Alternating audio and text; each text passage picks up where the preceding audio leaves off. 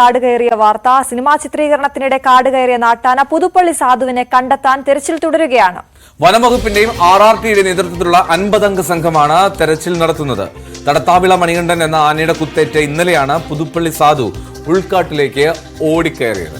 Dani പോളാണ് വിവരങ്ങളുമായി ചേരുന്നത്. Dani, ഈ സാധുവിനെ കണ്ടെത്താനുള്ള തെരച്ചിൽ, ഇന്നത്തെ തെരച്ചിൽ തുടങ്ങിയിട്ടുണ്ടോ? എങ്ങനെയാണ് ഇപ്പോൾ, എവിടെയാണ് എന്ന് ട്രാക്ക് ചെയ്യാനായിട്ടുണ്ടോ?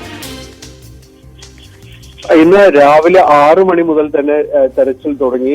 ഓപ്പറേഷൻ സാധു എന്ന് പറയുന്ന ഒരു ദൗത്യം ആരംഭിച്ചിട്ടുണ്ട്. കണ്ടെത്താനുള്ള ഒരു വലിയ രീതിയിലുള്ള ശ്രമങ്ങളാണ് തുടരുന്നത്. ഇന്നലെയും ഇതിനു വേണ്ടിയുള്ള ശ്രമങ്ങൾ നടത്തിയിരുന്നെങ്കിലും രാത്രി ആയതോടെ അത് താൽക്കാലികമായി നിർത്തിവെക്കുകയായിരുന്നു. ഡ്രോൺ അടക്കമുള്ള നിരീക്ഷണ സംവിധാനങ്ങളെല്ലാം തന്നെ ഉപയോഗിക്കുന്നുണ്ട്.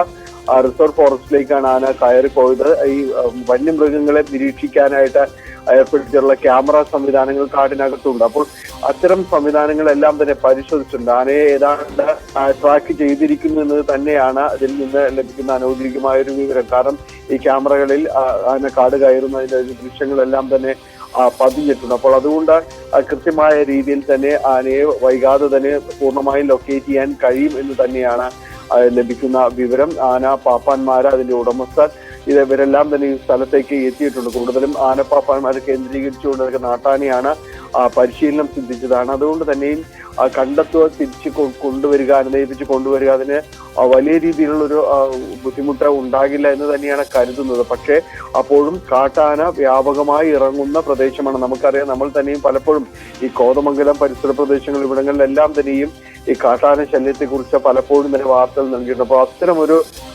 മേഖലയാണ്, നിബിഡമായ വനമേഖലയിലേക്കാണ് അത് കയറി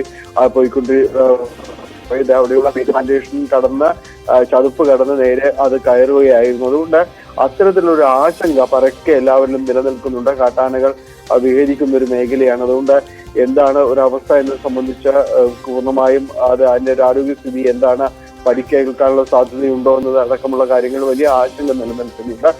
പക്ഷേ എങ്കിലും വളരെ പോസിറ്റീവായിട്ടാണ് ആളുകൾ കാണുന്നത്. ഇവിടെയും ഷൂട്ടിങ്ങിന് വേണ്ടി കൊണ്ടുവന്നതാണ്, തെലുങ്ക് ചിത്രമാണ്. വിജയ് ദേവരകൊണ്ട നായകനായ ചിത്രം. അത് അവിടെയാണ് ചിത്രീകരിക്കുന്നത്. ഏതാണ്ട് 5ഓളം നാട്ടാനകൾ ഇവിടെ കൊണ്ടുവന്നിരുന്നു. 3 പിടിയാനകളെയും 2 കൊമ്പനാനകളെയുമാണ് ഇവിടെ എത്തിയത്. ഒരാഴ്ചയിലധികം ഷൂട്ടിംഗ് പുരോഗമിച്ചുകൊണ്ടിരിക്കുകയായിരുന്നു. ഇന്നലെ പാക്കപ്പ് പറഞ്ഞ ഒരു സമയത്ത് വൈകുന്നേരത്തോടുകൂടിയായ സംഭവങ്ങൾ ഉണ്ടാവുന്നത്. പിന്നീട് ആനയെ അതിലേക്ക് വാഹനത്തിലേക്ക് കൊണ്ടുപോകാൻ വേണ്ടിയുള്ള വാഹനത്തിലേക്ക് കയറ്റുന്നതിനിടെ വീണ്ടും ഈ മണികണ്ഠൻ ആനയും സാധു എന്ന ആനയും തമ്മിൽ വീണ്ടും കൊമ്പുകോർക്കുന്ന സംഭവങ്ങളിലേക്ക് വന്നു. ഇതിനുശേഷമാണ് പരിക്കേറ്റ സാധു കാട്ടിലേക്ക് കയറിപ്പോയത്. അതേസമയം തന്നെ ഈ മണികണ്ഠൻ ആനയും കാട്ടിലേക്ക് കയറിയെങ്കിലും അതിനെ തിരിച്ചു കൊണ്ടുവരാനായിട്ട് സാധിച്ചിരുന്നു. പക്ഷെ പുതുപ്പള്ളി സാധുവിനെ ഇവിടെ തിരിച്ചെത്തിക്കാനായിട്ട് സാധിച്ചില്ല. എന്തായാലും ഇന്ന് രാവിലെ മുതൽ തന്നെ വലിയ രീതിയിൽ തന്നെ ഊർജിതമായിട്ട് വനപാലകരും പോലീസും ഉൾപ്പെടുന്ന ഒരു സംഘം ഇവിടെ തന്നെ ക്യാമ്പ് ചെയ്യുന്നുണ്ട്. DF എത്തിയിട്ടുണ്ട്. ഇവരുടെ നേതൃത്വത്തിലുള്ള ഒരു സംഘം, ദൗത്യ സംഘം തിരിച്ചിട്ടുണ്ട്. വൈകാതെ തന്നെ ആനയെ പൂർണ്ണമായും കണ്ടെത്താനായിട്ട്, ട്രാക്ക് ചെയ്യാനായിട്ട് കഴിയും എന്ന് തന്നെയാണ് പ്രതീക്ഷിക്കുന്നത്. ശരി, എന്തായാലും പുതുപ്പള്ളി സാധുവിനെ കണ്ടെത്താൻ വേഗത്തിൽ തിരികെ കൊണ്ടുവരാൻ കഴിയട്ടെ. ഈ പ്രത്യേകിച്ചും നാട്ടാനയാകുമ്പോൾ കാട്ടിലെ സാഹചര്യമൊക്കെ പരിചയപ്പെടാനുള്ള ഒരു പ്രശ്നമുണ്ട്. അപ്പോൾ അതിവേഗത്തിൽ കണ്ടെത്തി ആരോഗ്യത്തോടെ തന്നെ എത്തിക്കുക എന്നുള്ളത് ഒരു പ്രധാനപ്പെട്ട കാര്യം. സാധുവിന് ഒരുപാട് ഫാൻസ് ഉള്ള ഒരു ആനയാണ്. ഒരുപാട് പൂരങ്ങളിലൊക്കെ പങ്കെടുക്കുന്ന ആനയാണ്. അപ്പോൾ എന്തായാലും തടത്താവള മണികണ്ഠന്റെ കുത്തേറ്റാണ്.